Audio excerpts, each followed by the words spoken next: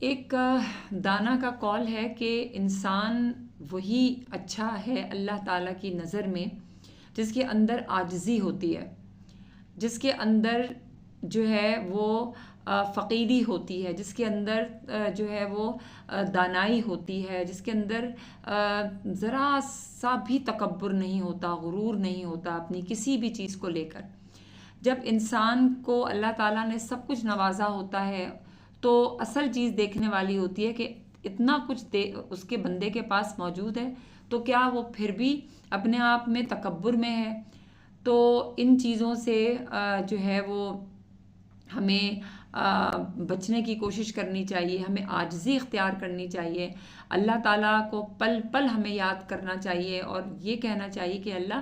جو کچھ بھی میرے پاس ہے وہ سب کچھ تیرا دیا ہوا ہے۔ یعنی کہ جو عاجزی کہتے ہیں نا، عجز و انکساری، یہ اللہ کو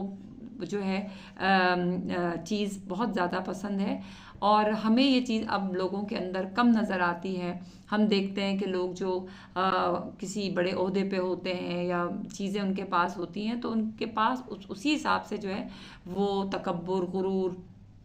انا